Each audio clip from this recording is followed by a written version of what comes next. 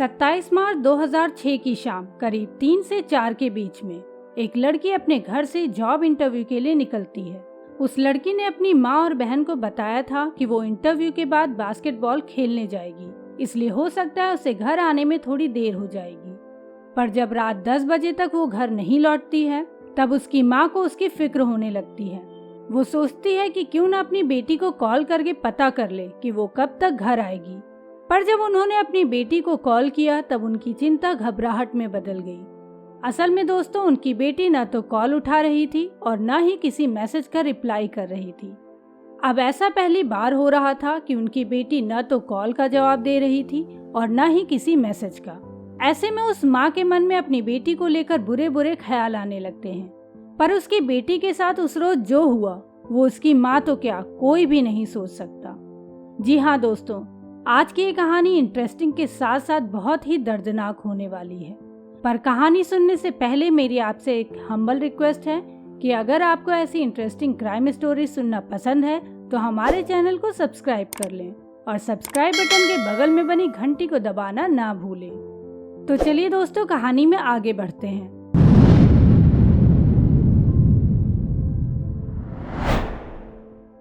दोस्तों, ये कहानी है 17 साल की एक लड़की की जिसका नाम है Ashley Reeves. Ashley Reeves America के मिलस्टेड इलाके में अपने माता पिता और अपनी एक छोटी बहन के साथ रहती थी। एशले पढ़ाई में बहुत अच्छी थी।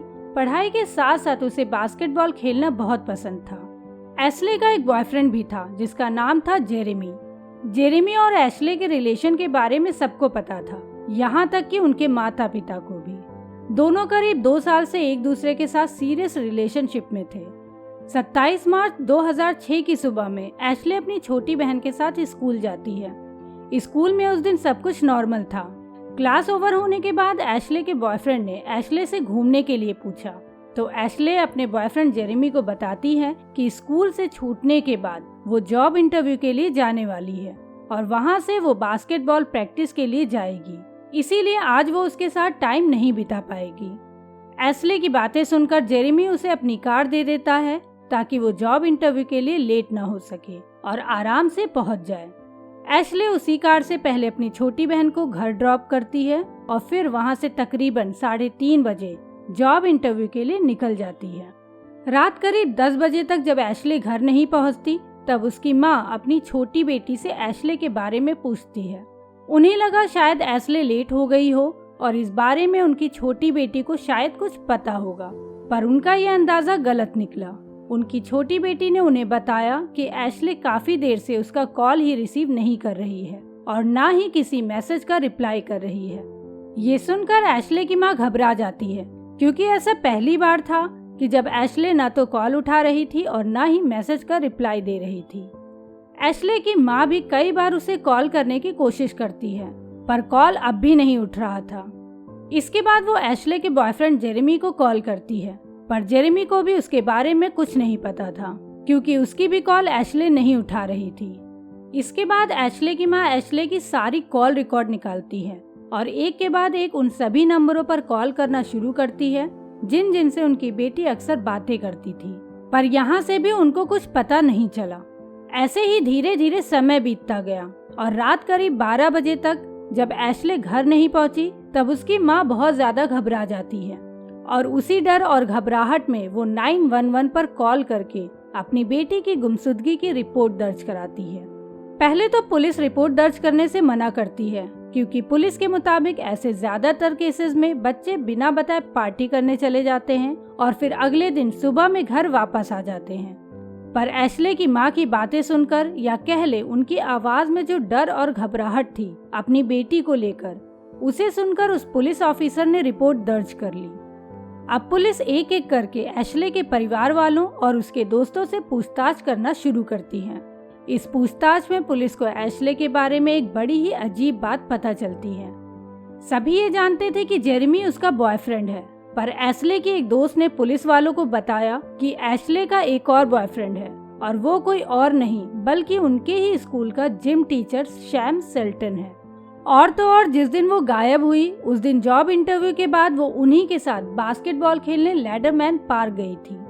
इसके बाद पुलिस लैडरमैन पार्क पहुंचती है ये देखने के लिए कि क्या एशले सच में यहाँ आई थी या नहीं। जब पुलिस वहाँ पहुँचती है तो उन्हें पार्किंग में जेरेमी की वो कार मिलती है जिसे जेरेमी ने एशले को दिया था। पुलिस कार की जांच करती है तो उन्हें एशले का वो ड्रेस भी गाड़ी में ही मिला जिसे पहनकर वो बास्केटबॉल खेलती थी। मतलब कि उस दिन या तो वो बास्केटबॉल खेलने से पहले गायब हुई या फिर उसके बाद। अब इस कहानी में शक की सुई दो लोगों पर टिकी थी। एक तो था जेरेमी जिसने कार दी थी और दूसरा था वो जिम टीचर सैम शेल्टन जिसके साथ एशले बास्केटबॉल खेलने गई थी। अब इन दोनों में से पुलिस को जिस पर सबसे ज्यादा शक था वो था जेरेमी, क्योंकि पुलिस को लगता था कि शायद जेरेमी को ये पता चल गया होगा कि एशले और सैम का अफेयर चल रहा है और वो बात इससे बर्दाश्त नहीं हुई होगी। पुलिस अपने इसी शक के आधार पर जेरेमी से एक बार फिर से पूछताछ करती है। Ashley's boyfriend, is that correct? Yeah. How often do you see her? Once a day, usually. Once a day. So I mean, you guys are pretty serious. Yeah. Believe me, I seriously am giving you my 100% all, telling you the truth. I mean, I love her. I love her to death. Anything to get her back. You know, for our girl. And she said if I get a chance, call her. Okay. Other than that, no. I mean, I wish I would have called her now. He seemed like he cared for Ashley quite a bit, but I had a strong feeling that he didn't really know anything that was going on. आप इस video में देख सकते हैं जब police ने Jeremy से Sam और एशले के बारे में पूछा तो उसने जिस तरह से जवाब दिया उससे साफ साफ ये पता चल रहा था कि उस बेचारे को तो इन दोनों के बारे में कुछ भी पता नहीं था। वो सिर्फ इतना जानता था कि वो दोनों अच्छे दोस्त हैं। पर यहाँ उसने पुलिस को एक खास बात बताई कि सैम अक्सर एशले को कॉल करता था। कई बार तो सैम ने तब कॉल किया था जब एशले जेरेमी के साथ होती थी। जेरेमी की बातों से पुलिस वालों को लग रहा था कि शायद वो लोग गलत इंसान पर शक कर रहे हैं। जेरेमी की पूछताछ के बाद पुलिस सैम को पूछताछ के लिए बुलाती है। पुलिस जब सैम से पूछताछ शुरू करती है तो सैम अपनी बातों में ही फंसना शुरू हो जाता है। दरअसल दोस्तों, जब सैम से पुलिस ने एशले के बारे में पूछा तो पहले उसने बताया कि वो एशले से ज्यादा बात नहीं करता, सिर्फ हाय हेलो तक ही है। पर फिर जब पुलिस ने सैम का कॉल रिकॉर्ड उसे दिखाया तब उसने माना कि उन दोनों का चक्कर तो चल रहा था पर उसकी तरफ से कुछ भी नहीं था, बल्कि एशले ही उसके पीछे पड़ी रहती थी। ऐसे ही उससे जितनी बार एशले के बारे में पुलिस पूछती वो हर बार अपनी कहानी बदल देता। उसके इस रवैये की वजह से पुलिस का शक उस पर बढ़ता चला गया और कहीं न कहीं पुलिस ये समझ चुकी थी कि कुछ तो ऐसा है जो सैम उन सब से छुपा रहा था। इसके बाद पुलिस का एक ऑफिसर सैम के साथ थोड़ा इमोशनल कार्ड खेलता है। वो ऑफिसर पहले से थोड़ा बहुत सैम को जानता था तो उसे ये बात पता थी कि सैम अपनी माँ और नानी को बहुत मानता है। बस उसने सैम से उसकी माँ और नानी की बात की जिस पर सैम इमोशनली पूरी तरह से टूट जाता है और फिर वो सारी कहानी पुलिस को बताता है। दरअसल दोस्तों, साल 2001 में जब एशले क्लास 7 में थी तब सैम उसका क्लास टीचर हुआ करता था। उस वक्त सैम की उम्र 22 साल थी। सैम काफी यंग था और काफी क्यूट भी। स्कूल की ज्यादातर लड़कियों का क्रश सैम पर था और सेम यही चीज एशले के साथ भी थी। एशले भी सैम को बहुत पसंद करती थी, पर जल्द ही सैम ने वो स्कूल छोड़ दिया और करीब 5 साल बाद वो जिस स्कूल में as a gym teacher join करता है वहाँ उसकी मुलाकात एशले से होती है। स्कूल के बाद एशले अक्सर बास्केटबॉल प्रैक्टिस करती थी जहाँ सैम भी बास्केटबॉल खेला करता था। धीरे धीरे उन दोनों के बीच में दोस्ती होती गई और फिर एक दिन सैम घर तक लिफ्ट देने के नाम पर एशले को अपनी कार में बिठा लेता है। रास्ते में बातों ही बातों में एशले ने सैम को बताया कि वो उसे कितना ज्यादा पसंद करती है और फिर यहीं से इन दोनों के बीच में प्यार तो नहीं पर एक फिजिकल रिलेशन शुरू हो गया। उनका ये रिलेशन करीब 1 महीने तक ऐसे ही चलता रहा। धीरे धीरे एशले को ये पता चलने लगा कि सैम की स्कूल की दूसरी कई लड़कियों के साथ भी काफी नजदीकियां हैं। यानी कि जिस सैम के लिए एशले अपने बॉयफ्रेंड को धोखा दे रही थी वही सैम उसके पीठ पीछे उसे ही धोखा दे रहा था और इसी बात को लेकर इनके बीच काफी अनबन शुरू हो गई थी, जिसकी वजह से एशले सैम से बातचीत करना बंद कर देती है। 27 मार्च 2006 को सैम ने एशले को मनाने के लिए लेडरमैन पार्क में बुलाया था। एशले बास्केटबॉल खेलने का बहाना बनाकर उस दिन सैम से मिलने गई। एशले अपने बॉयफ्रेंड की कार सैम के घर के पास में बने लेडरमैन पार्क में पार्क करती है और वहाँ से सैम की कार में बैठकर वो लोग सिटीजन पार्क में चले जाते हैं। सिटीजन पार्क में गाड़ी खड़ी करके दोनों पहले नशा करते हैं और फिर एक दूसरे के साथ फिजिकल रिलेशन बनाते हैं। इसके बाद सैम फिर से नशा करना शुरू कर देता है और बातों ही बातों में उन दोनों के बीच में झगड़ा होना शुरू हो जाता है। इसी झगड़े के दौरान सैम एशले को कार से उतरने को बोलता है, पर एशले उतरने से मना कर देती है, जिस पर सैम को और गुस्सा आ जाता है और वो एशले की गर्दन पकड़कर उसे कार की खिड़की से बाहर फेंकने की कोशिश करने लगता है। सैम इतने नशे में था कि उसे पता ही नहीं चला कि वो कितना फोर्स एशले की गर्दन पर लगा रहा है। सैम के अंदर जितनी ताकत थी उसने सारी ताकत लगा दी एशले को कार से बाहर फेंकने में, और इसी जबरदस्ती के दौरान एशले की गर्दन की हड्डी टूट गई। जैसे ही एशले की गर्दन की हड्डी टूटी तब जाकर सैम को एहसास हुआ कि उससे क्या हो गया। इसके साथ ही उसका नशा भी उतर गया। इधर एशले की गर्दन पूरी तरह से लटक गई थी, वो हिल भी नहीं पा रही थी, पर उसकी सांसें अभी भी चल रही थी। एक गलती तो सैम से हो चुकी थी, पर उसे छुपाने के चक्कर में सैम उससे भी बड़ी गलती करने लगा। उसे लगा कि अगर एशले जिंदा बच गई तो उसे जेल जाना पड़ेगा। जेल जाने के डर से सैम ने सोचा कि क्यों न वो एशले को जान से मार दे। यही सोचकर उसने पहले एशले का गला दबाया। इसके बाद भी जब वो नहीं मरी तब उसने अपनी बेल्ट से उसका गला दबाया, पर शायद गले की हड्डी टूटने की वजह से उसकी ये सारी कोशिशें व्यर्थ होती जा रही थी। फिर गुस्से में सैम ने एशले को अपनी कार से बाहर निकाला और पास की झाड़ियों में उसे मरने के लिए फेंक दिया। और उसके बाद वो अपने घर आया, फ्रेश हुआ और पास के एक नाइट क्लब में गया और वहां जाकर नशा किया और डांस किया, ताकि जो कुछ उसने आज किया है वो सब वो भूल सके। दोस्तों, हैवानियत की सारी सीमाओं को पार करने के बाद कोई व्यक्ति इतने मजे से डांस भी कर सकता है, ये सोचकर ही मन में अजीब सा होने लगता है। खैर, सैम की गवाही के बाद पुलिस सैम को लेकर उस जगह पर पहुंचती है जहां उसने एशले को फेंका था। अब तक करीब 30 घंटे से ज्यादा का समय बीत चुका था और पुलिस और बाकी सभी का मानना था कि एशले अब तक मर चुकी होगी। पर जब एशले पुलिस वालों को उन झाड़ियों में मिली तब उसकी सांसें चल रही थी। हालांकि एशले पूरी तरह से बेहोश थी। पुलिस तुरंत उसे हॉस्पिटल लेकर आती है, पर अभी भी उन सभी को यही लग रहा था कि एशले नहीं बचेगी। यहाँ तक कि उसकी कंडीशन देखकर डॉक्टर ने भी बोल दिया था कि इसके बचने के चांसेस ना के बराबर हैं। पर धीरे धीरे जैसे जैसे दिन बीतता गया एशले की हालत में सुधार दिखने लगा और कई महीनों के इलाज और एशले की विल पावर की वजह से वो रिकवर तो हो गई, पर पूरी तरह से नहीं हो पाई। उसने इतना मेंटल ट्रॉमा झेला था जिसकी वजह से वो बोलना खाना भूल चुकी थी। यहाँ तक कि वो अपने पैरों पर भी खड़ी नहीं हो पा रही थी। उसे तो ये भी याद नहीं था कि उसके साथ उस दिन क्या कुछ हुआ था। गले की हड्डी टूटने की वजह से उसकी पूरी बॉडी पैरालाइज्ड हो गई थी और 30 घंटों तक झाड़ियों में पड़े पड़े उसके शरीर पर सैकड़ों कीड़ों के काटने के जख्म बन गए थे। पर इन सब के बावजूद भी उसकी विल पावर इतनी मजबूत थी कि उसने ये ठान लिया कि उसे अपनी पूरी जिंदगी व्हील चेयर पर नहीं बितानी, बल्कि अपने पैरों पर खड़े होना है और अपनी नॉर्मल जिंदगी को वापस पाना है। और फिर सालों की मेहनत के बाद एशले पूरी तरह से अपने पैरों पर खड़ी हो पाई। इधर सैम को पुलिस अदालत में पेश करती है और साल भर की सुनवाई के बाद 2007 में जज ने सैम को 20 साल की सजा सुनाई। दोस्तों, इस समय सैम जेल में अपनी सजा काट रहा है और एशले अपनी नॉर्मल लाइफ जी रही है। उसकी शादी हो चुकी है और उसके 2 बच्चे भी हैं। साथ ही साथ वो अब पूरी तरह से फिट भी हो चुकी है।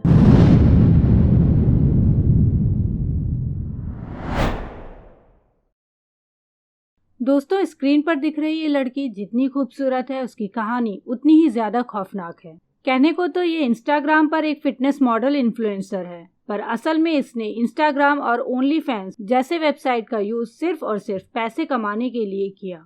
इसने इन साइट से जितना ज्यादा पैसा कमाया उतनी ही ज्यादा इसकी आदतें भी खराब होती चली गईं। शराब और ड्रग्स का नशा इस कदर इस पर हावी होने लगा कि असल जिंदगी में वो क्या कुछ कर गुजरती थी उसका उसे होश भी नहीं रहता था। और ऐसे में एक दिन उसके हाथों से वो गलती हो गई जिसके बारे में उसने कभी सपने में भी नहीं सोचा था।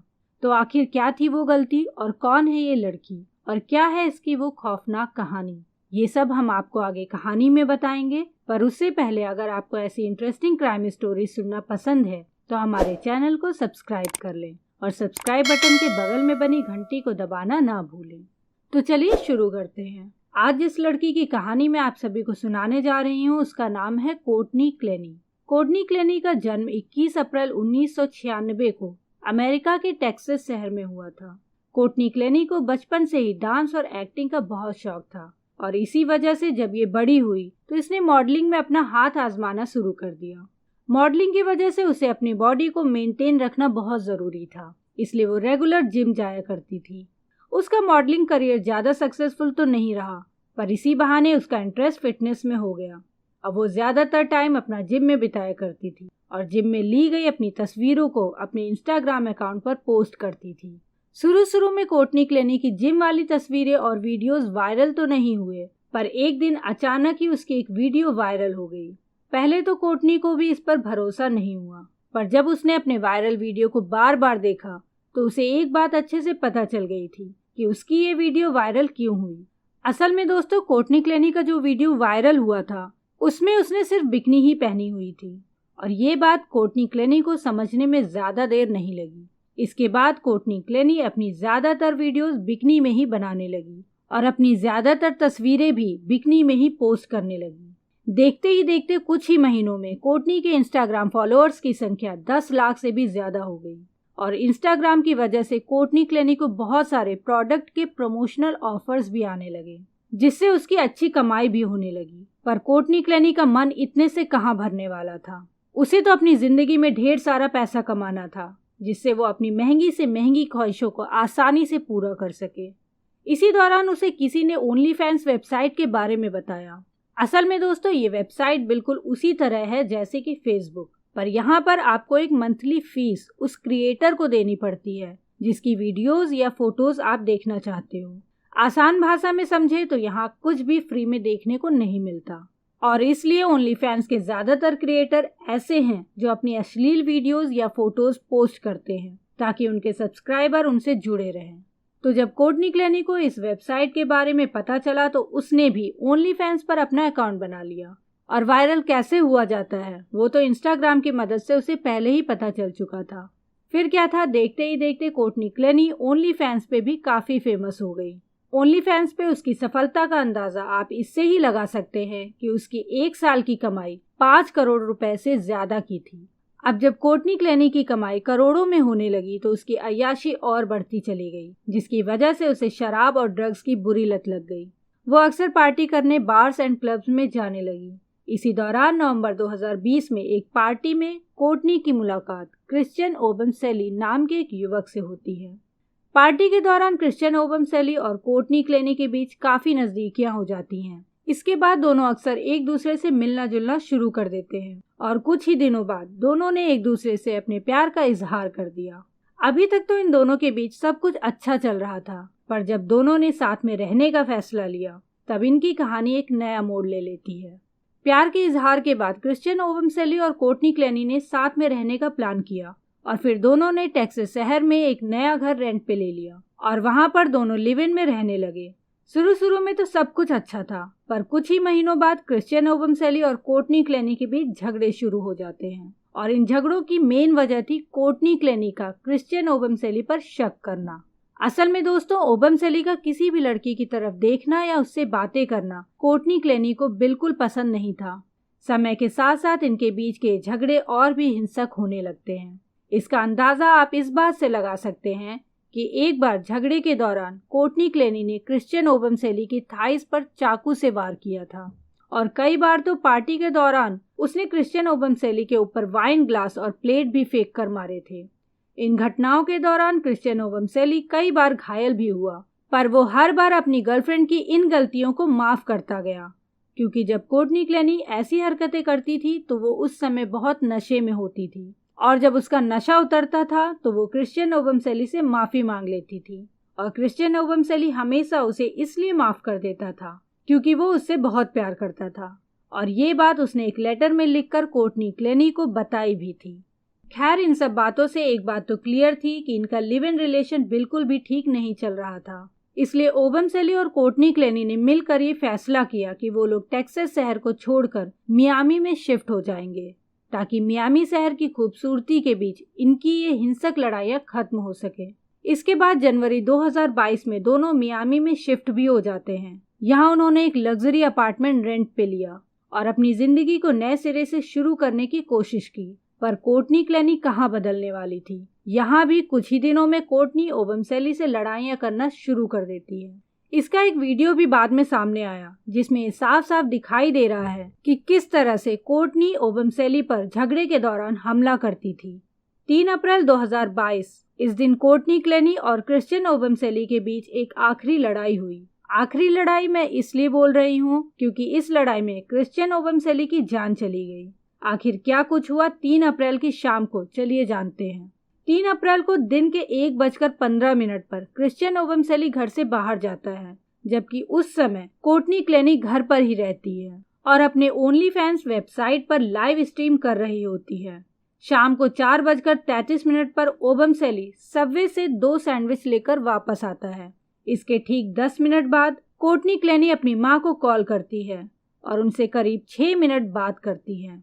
कॉल काटने के बाद एक बार फिर से कोर्टनी क्लेनी अपनी माँ को कॉल करती है और इस बार वो लगभग 7 मिनट उनसे बात करती है। माँ से बात करने के बाद 4:57 पर कोर्टनी क्लेनी इमरजेंसी हेल्पलाइन नंबर 911 पर कॉल करती है और उनसे बोलती है कि मेरे बॉयफ्रेंड को चाकू लग गया है और उसका बहुत सारा खून बह रहा है, प्लीज हमारी मदद कीजिए।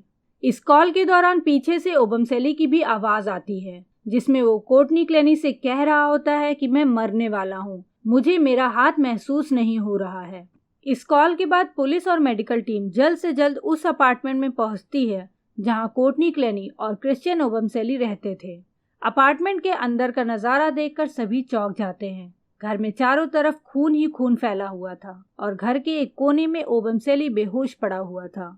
उसके सर को अपनी गोद में रखकर कोर्टनी क्लेनी बस रोई जा रही थी। मेडिकल टीम जब ओबमसेली की जांच करती है तो पता चलता है कि उसकी सांसें चल तो रही हैं पर बहुत धीमे। मेडिकल टीम तुरंत ओबमसेली को लेकर हॉस्पिटल जाती है पर रास्ते में ही उसकी मौत हो जाती है। इधर पुलिस अपार्टमेंट की पूरी जांच पड़ताल करती है और वहां से सारे सबूत इकट्ठा करना शुरू कर देती है। पुलिस जब कोर्टनी क्लेनी से पूछताछ करती है तो कोर्टनी क्लेनी उन्हें बताती है कि उसके और ओबमसेली के बीच किसी बात को लेकर झगड़ा हुआ, पर कुछ ही मिनटों में ये झगड़ा लड़ाई में तब्दील हो गया। लड़ाई के दौरान ओबमसेली उसका गला दबा देता है पर किसी तरह वो ओबमसेली की गिरफ्त से बच निकलती है और भागकर किचन में जा पहुंचती है। ओबमसेली जब किचन की तरफ बढ़ता है तो खुद को बचाने के लिए उसने किचन में रखा चाकू ओबमसेली की तरफ फेंक दिया और वो चाकू सीधा ओबमसेली के सीने में जा लगा। इसके बाद वो फर्श पर गिर जाता है और उसके सीने से बहुत सारा खून बहने लगता है। कोर्टनी क्लेनी की बातों से पुलिस एक बात तो समझ चुकी थी कि ओबमसेली की हत्या के पीछे कोर्टनी क्लेनी का ही हाथ है, पर यहाँ एक पेच था कि क्या ये हत्या है या सेल्फ डिफेंस। अब इस पहेली को सॉल्व करने के लिए पुलिस को अपनी इन्वेस्टिगेशन पूरी करनी थी, इसलिए पुलिस कोर्टनी क्लेनी को गिरफ्तार करके उसे हवाई के एक मेंटल हॉस्पिटल में भेज देती है, क्योंकि पुलिस को पूछताछ के दौरान ऐसा लगा कि शायद कोर्टनी क्लेनी अभी मानसिक रूप से पूरी तरह फिट नहीं है। 1 महीने के इलाज के बाद कोर्टनी क्लेनी आज़ाद हो जाती है क्योंकि पुलिस ने अभी तक उस पर कोई चार्ज नहीं लगाया था। करीब 2 महीने की इन्वेस्टिगेशन के बाद पुलिस कोर्टनी क्लेनी पर 2nd डिग्री मर्डर का चार्ज लगाती है और उसे गिरफ्तार करके कोर्ट में पेश करती है। पुलिस ने अपनी इन्वेस्टिगेशन रिपोर्ट में बताया कि जो भी बातें कोर्टनी क्लेनी ने पुलिस से कही थी वो आधी सच और आधी झूठ है, क्योंकि कोर्टनी क्लेनी ने पुलिस को बताया था कि उसने चाकू करीब 10 फुट की दूरी से ओबमसेली पर फेंका था, लेकिन पोस्टमार्टम रिपोर्ट की माने तो ये चाकू दूर से नहीं बल्कि बेहद करीब से मारा गया है, तभी जख्म इतने गहरे लगे हैं और जख्म का निशान ऊपर से नीचे की तरफ जा रहा है। अगर चाकू दूर से मारा होता तो जख्म के निशान इतने गहरे नहीं होते और ना ही ऊपर से नीचे की तरफ जाते।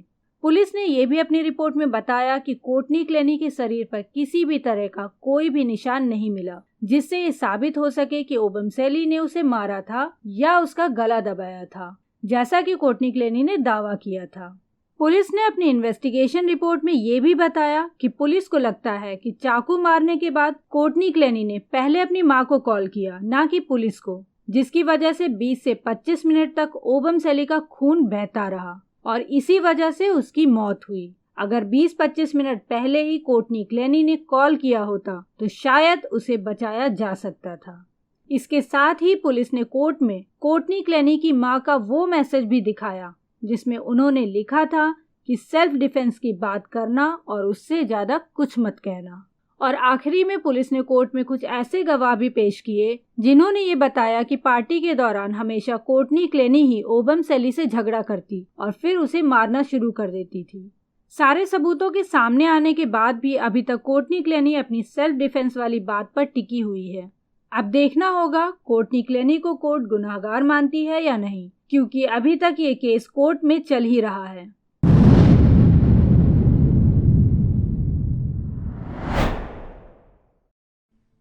16 अगस्त 2022 जर्मनी के म्यूनिख शहर के एक जंगल से गुजर रहे कुछ राहगीरों को जंगल के बीचों बीच एक मर्सिडीज कार दिखाई देती है। उन्हें लगा कि शायद कार वाला जंगल में फंस गया है।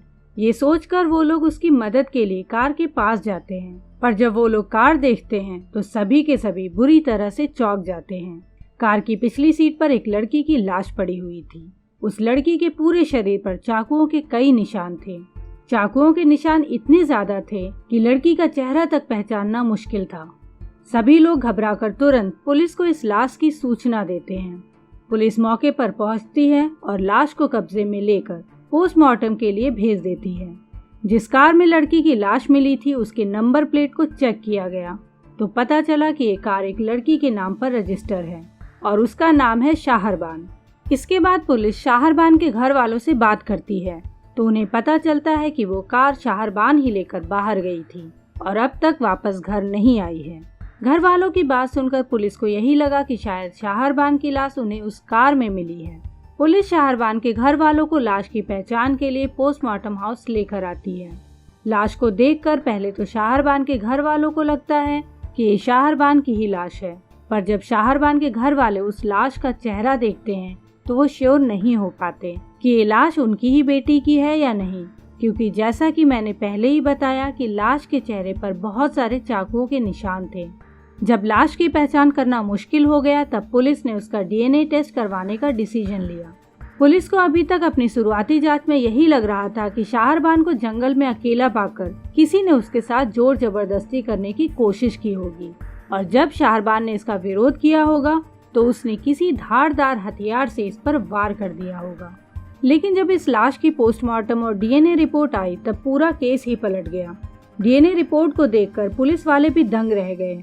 डीएनए रिपोर्ट में साफ साफ लिखा था कि डेड बॉडी का डीएनए शाहरबान की फैमिली से मैच नहीं करता। असल में जिसकी मौत हुई थी वो लड़की कोई और थी, यानी कार तो शाहरबान की थी लेकिन लाश उसकी नहीं थी। अब पुलिस वालों के लिए एक बड़ी पहेली बन गई थी कि अगर मरने वाली शाहरबान नहीं थी तो फिर वो कौन थी और वो लड़की देखने और कद काठी में बिल्कुल शाहरबान जैसी ही क्यों लग रही थी और इन सब के पीछे क्या राज है। ये सब हम आपको आगे कहानी में बताएंगे, पर उससे पहले अगर आपको ऐसी इंटरेस्टिंग क्राइम स्टोरी सुनना पसंद है तो हमारे इस चैनल को सब्सक्राइब कर लें और सब्सक्राइब बटन के बगल में बनी घंटी को दबाना ना भूलें। तो चलिए दोस्तों कहानी शुरू करते हैं। पुलिस को ये पता नहीं था कि मरने वाली लड़की कौन है, पर उन्हें ये पता था कि अगर शाहरबान जिंदा है तो उसे जरूर पता होगा कि इस लड़की की लाश उसकी कार में कैसे आई। इसलिए पुलिस शाहरबान की तलाश करना शुरू कर देती है। इसी दौरान पुलिस को पता चलता है कि शाहरबान का एक बॉयफ्रेंड है जिसका नाम है शकीर। अगर उसे पकड़ लिया तो शाहरबान का पता मिल सकता है। इसके बाद पुलिस शकीर को ट्रैक करना शुरू करती है और जल्द ही पुलिस को उसका पता भी मिल जाता है। जब पुलिस शकीर को गिरफ्तार करने पहुंचती है तो वहां पे पुलिस को शकीर के साथ साथ शाहरबान भी मिल जाती है। पुलिस दोनों को गिरफ्तार करके पुलिस स्टेशन लाती है और उनसे कड़ाई से पूछताछ करना शुरू करती है। पुलिस की शक्ति से शाहरबान टूट जाती है और वो सारा गुनाह कबूल लेती है। पुलिस जब शाहरबान से कत्ल की वजह पूछती है तो शाहरबान बताती है कि उसके परिवार में पिछले काफी समय से तनाव का माहौल बना हुआ था। इस तनाव की वजह से वो अपने घर से दूर जाना चाहती थी, पर घर वाले उसे छोड़ नहीं रहे थे। उसके ऊपर उसके मम्मी पापा का काफी दबाव था। इसी वजह से वो अपने बॉयफ्रेंड शकीर से भी ज्यादा नहीं मिल पाती थी, जिसके चलते उन दोनों के रिश्ते भी खराब हो रहे थे। इसलिए शाहरबान ने सोचा कि क्यों ना वो खुद को मरा हुआ साबित कर दे। उसके मरने के बाद उसका परिवार वालों से पीछा छूट जाएगा और फिर वो आराम से अपनी सारी जिंदगी अपने बॉयफ्रेंड शकीर के साथ बिताएगी। लेकिन इस प्लान को अंजाम देने के लिए उसे अपने जैसी एक लड़की की लाश चाहिए थी, जिसकी उम्र और कद काठी उसके ही जैसी हो। इसके लिए वो सोशल मीडिया पर अपने जैसी दिखने वाली लड़की की तलाश शुरू कर देती है। हमशक्ल वाली लड़की की तलाश में शाहरबान ने पहले अपने सोशल मीडिया पर एक फर्जी अकाउंट बनाया और फिर उसी फर्जी अकाउंट के जरिए वो आसपास के एरिया की उन लड़कियों से बात करने लगी जो उसके जैसी दिखती थी। फेसबुक के जरिए पहले उसने एक लड़की को अपने जाल में फंसाने की कोशिश भी की, पर वो किसी तरह से बच निकली। इसके बाद अगस्त 2022 में इंस्टाग्राम पर उसे खदीजा मिली। खदीजा अल्जीरिया की रहने वाली थी और इस समय वो अपने दूसरे पति के साथ जर्मनी में रह रही थी। खदीजा की पहली शादी ज़्यादा दिन नहीं चली। पहले पति से तलाक के बाद खदीजा ने दूसरी शादी की थी। इंस्टाग्राम पर खदीजा ब्यूटी ब्लॉगर थी। ब्यूटिशियन होने के नाते वो ब्यूटी प्रोडक्ट का रिव्यू भी करती थी। इंस्टाग्राम पर दोस्ती के दौरान शाहरबान ने खुद को किसी ब्यूटी प्रोडक्ट से जुड़ी हुई बताया और उसके प्रमोशन के लिए खदीजा को हायर करना चाहती थी। इसके लिए वो खदीजा को अच्छे पैसे भी ऑफर कर रही थी, पर इन सबसे पहले शाहरबान ने खदीजा से मिलने की शर्त रखी। खदीजा शाहरबान के फैलाए हुए इस झूठे जाल में फंस गई और वो शाहरबान से मिलने के लिए उसकी बताई गई जगह पर पहुंच गई। इधर शाहरबान पहले से ही अपने बॉयफ्रेंड शकीर के साथ मिलकर उसकी हत्या की साजिश तैयार कर चुकी थी। खदीजा को इन दोनों ने पहले अपने कार में बैठाया और फिर कार अपने घर की तरफ मोड़ ली। शाहरबान और खदीजा के घर की दूरी करीब 100 किलोमीटर थी। घर लौटते समय काफी अंधेरा हो चुका था। शाहरबान ने कार को एक सुनसान जंगल में रोक दिया और वहीं पर शाहरबान और शकीर दोनों ने मिलकर खदीजा पर अटैक किया। इन दोनों ने पहले से चाकू रखा हुआ था। मर्डर के बाद उन्होंने खासकर खदीजा के चेहरे पर चाकू से 50 से ज्यादा बार वार किए ताकि उसका चेहरा पहचान में ना आ सके। मर्डर के बाद शाहरबान ने अपने कपड़े मर चुकी खदीजा को पहना दिया और पहले से लेकर आई दूसरे कपड़ों को पहनकर अपने बॉयफ्रेंड के साथ वहां से भाग जाती है।